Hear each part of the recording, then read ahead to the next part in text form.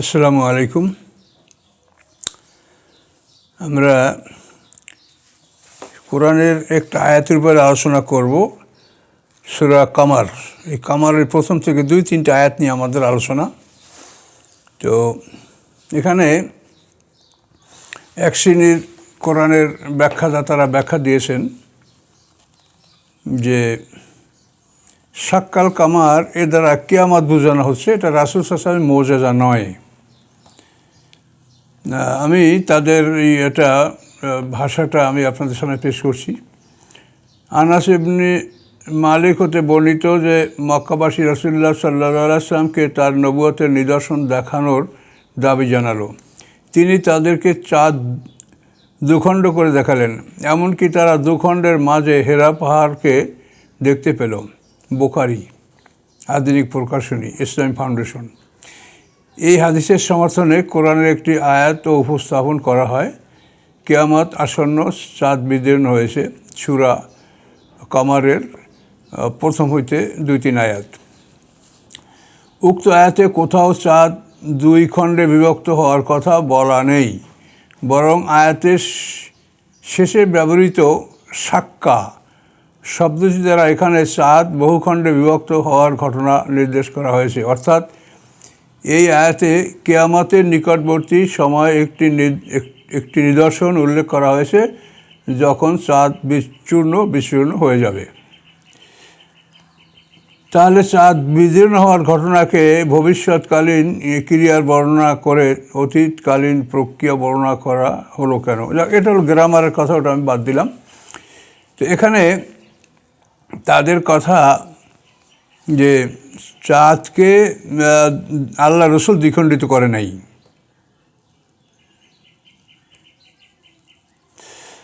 তাদের কথা হলো যে এই চাঁদ কিয়ামতের নিকটবর্তী সময় একটি নিদর্শন উল্লেখ করা হয়েছে।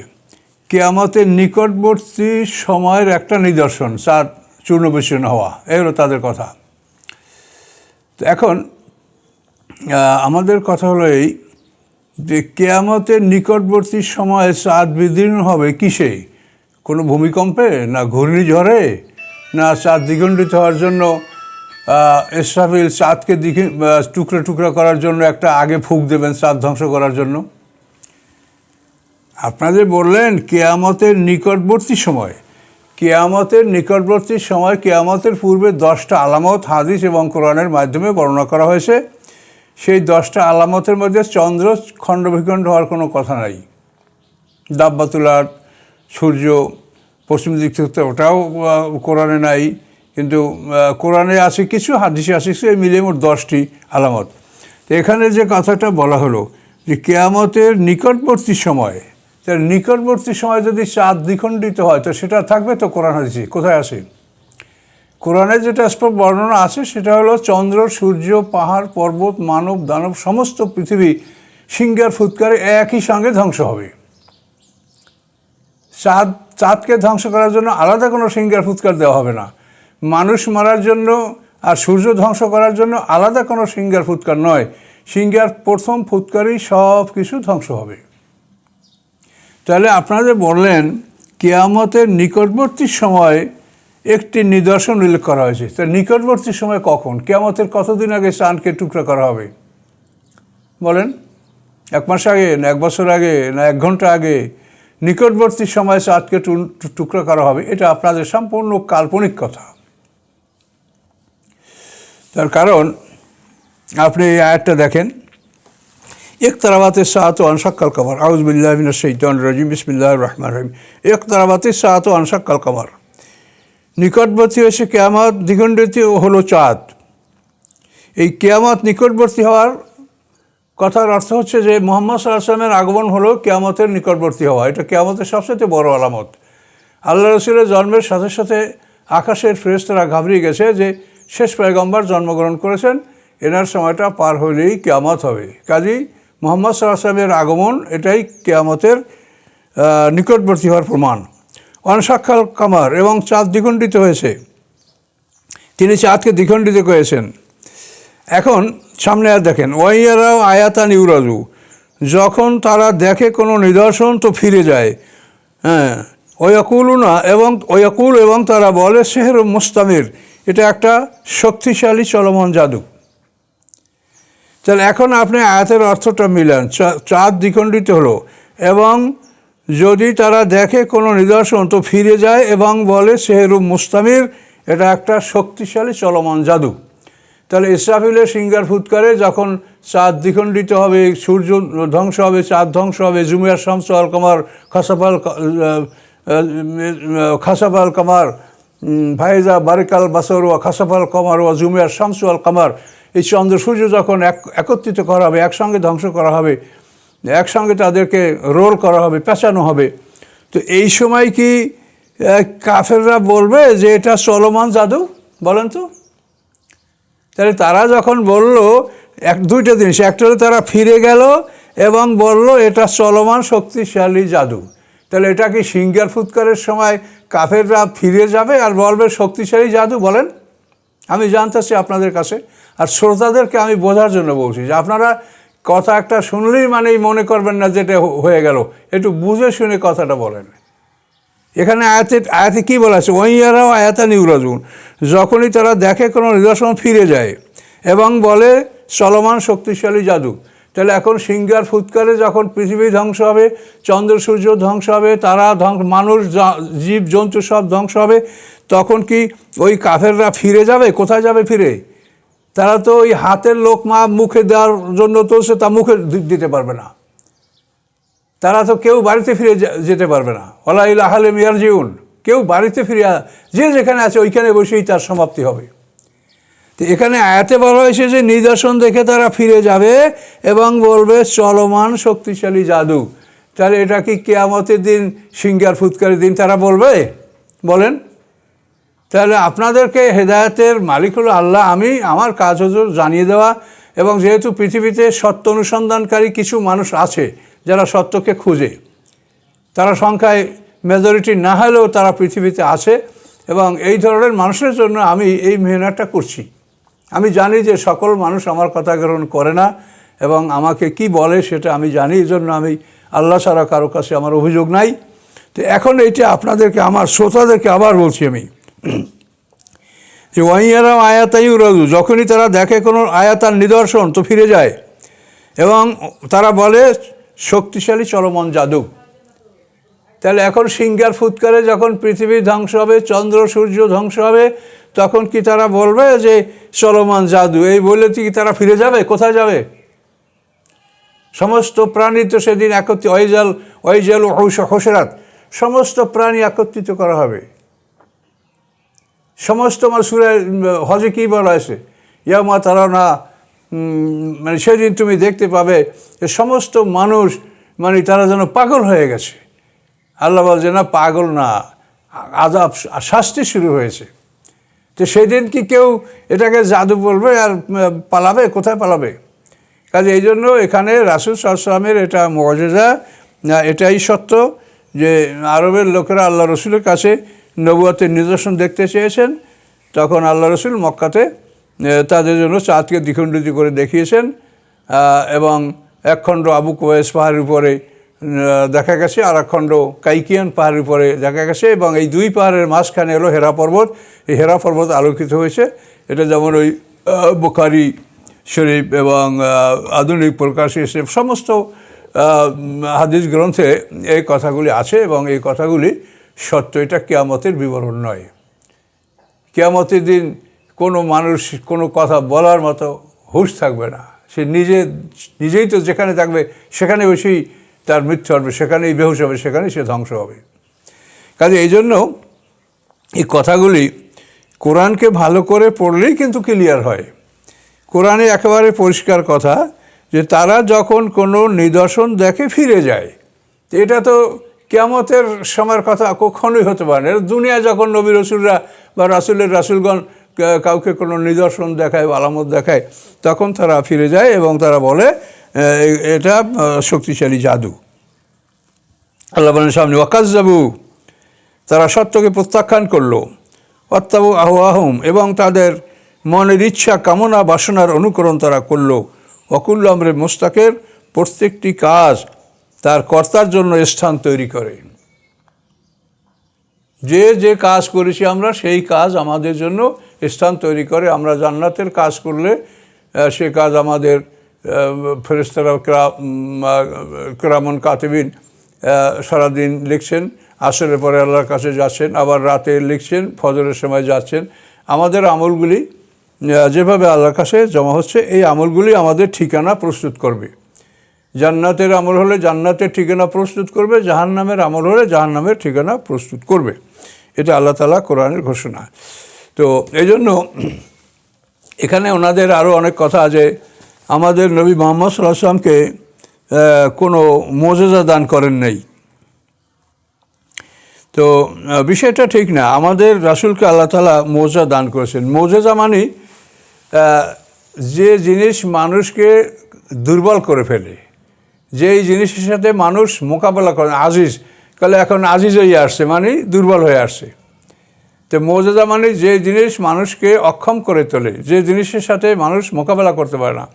তো আল্লাহ রসুলকে আল্লাহ তাআলা এমন অনেক বস্তু দিয়েছেন যেগুলি মুজিজা, কিন্তু সেটা মুসা আলাইহিস সালামের লাঠির মতোও নয়, আবার ঈসা আলাইহিস সালাম যেরকম মানুষকে জিন্দা করতেন সেরকমও নয়। আল্লাহ যেভাবে ভালো মনে করেছেন সেভাবেই আল্লাহ রসুলকে আল্লাহ অনেক মুজিজা দান করেছেন। রাসূলের মুজিজা নাই এটা বলা যাবে না। সবচেয়ে বড় মুজিজা হলো কোরআন। কোরআন সমস্ত মানুষকে কাবু করে ফেলেছে। পৃথিবীর কোনো শক্তি, জিন ইনসান সবাই মিলে কোরআনের মতো একখানা কোরআন রচনা করতে পারে না। এটা আল্লাহ রসুলের মুজিজা। আল্লাহ রসুলের মুজিজা হলো তাকে আল্লাহ তাআলা গায়বী ইলম দ্বারা সাহায্য করেছেন, গায়বী জ্ঞান দ্বারা সাহায্য করেছেন। এই গায়বী জ্ঞানের মাধ্যমে আল্লাহ রসুলকে সাহায্য করার ফলে দেখা গেছে বহু লোক ইসলাম গ্রহণ করতে বাধ্য হয়েছে। তাদের বিবেকের উপরে চাপ সৃষ্টি করছে যে মুহাম্মদ সাল্লাল্লাহু আলাইহি ওয়াসাল্লাম এটা কী করে করতে পারলেন। আমি তার ছোট্ট একটা ঘটনা বলি, কথা শেষ করছি। বদরের যুদ্ধের পরে বন্দি বিনিময় চলছে মদিনার মসজিদে, এদিকে মক্কায় চলছে মাতম, কান্নাকাটির রোল।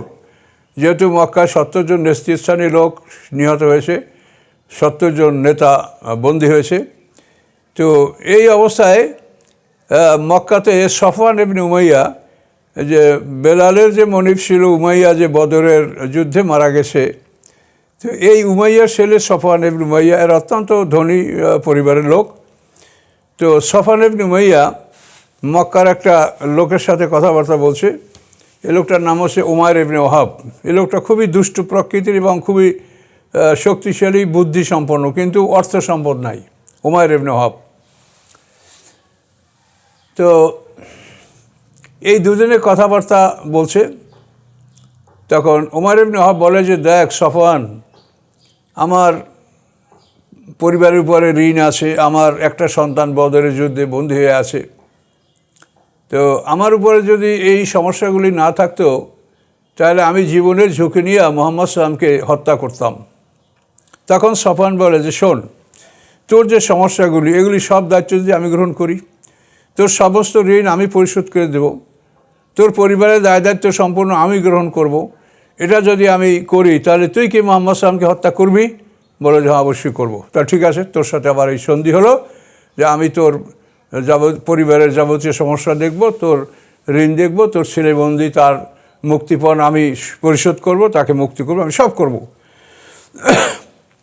এই কথার উপরে উমাইর ইবনে ওয়াহাব রওনা করলো, একটা ধারালো তরোয়াল গলায় ঝুলিয়ে সে মদিনার দিকে রওনা করলো।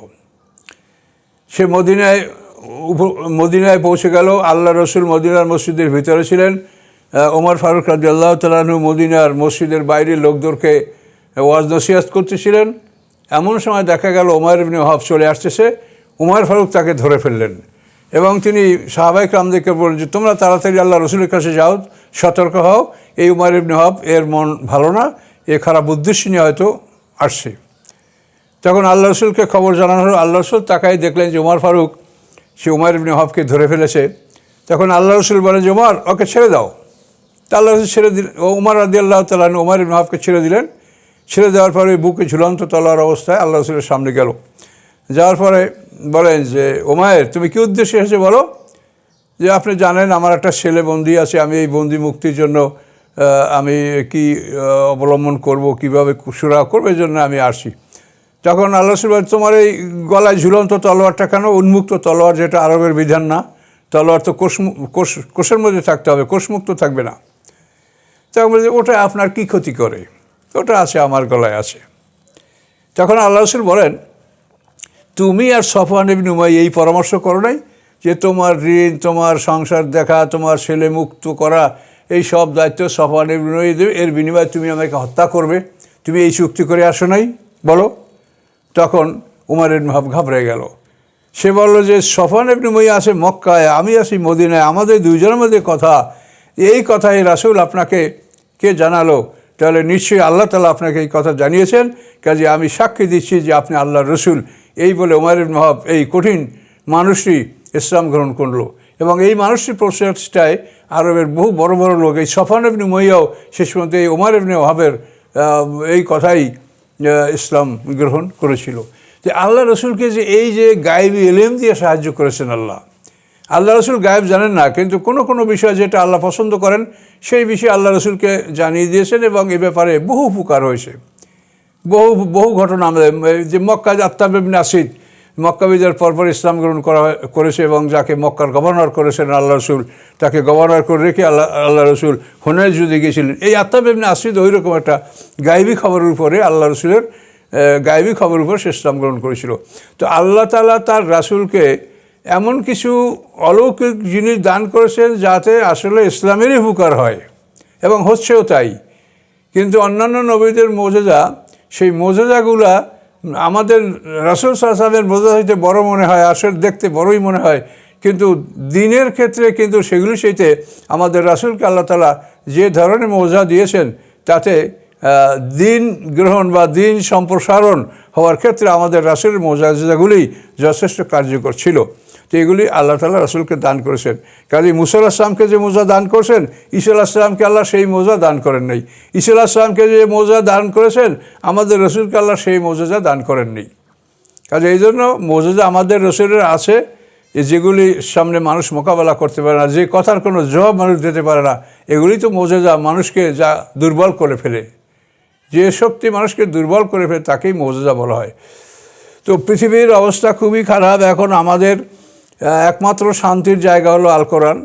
আপনাদের মন খারাপ, পৃথিবীর বিভিন্ন অবস্থা দেখে আপনাদের অস্থির মন, এই সব কিছু থেকে আপনি প্রশান্তি লাভ করার একমাত্র বস্তু কোরআন।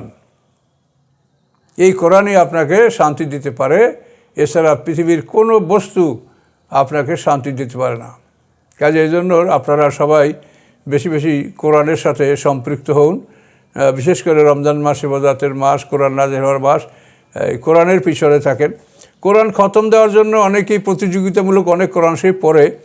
তো কোরআন খতম করলে সব হবে, কিন্তু কোরআন যদি শেখেন তাহলে সব আরও বেশি হবে। হতে পারে যে আপনি একটা আয়াত যদি শেখেন, এর বিনিময়ে আপনাকে এক খতম করার সেইতেও বেশি সব আল্লাহ দিতে পারেন। তার কারণ কোরআন নাযিল হওয়ার উদ্দেশ্য তো শুধু খতম করা নয়, ওতে কি বলা আছে সেইটা শেখা এবং আমল করা। এই জন্য আপনারা খতম যারা করবেন, খতমও করেন, কিন্তু সাথে সাথে আপনারা আমলও করেন এবং আমলের চেষ্টা করেন, অর্থ শেখার চেষ্টা করেন। তো এই বলে আমি আমার আলোচনা আজকে এখানে সমাপ্ত করছি। আসসালামু আলাইকুম।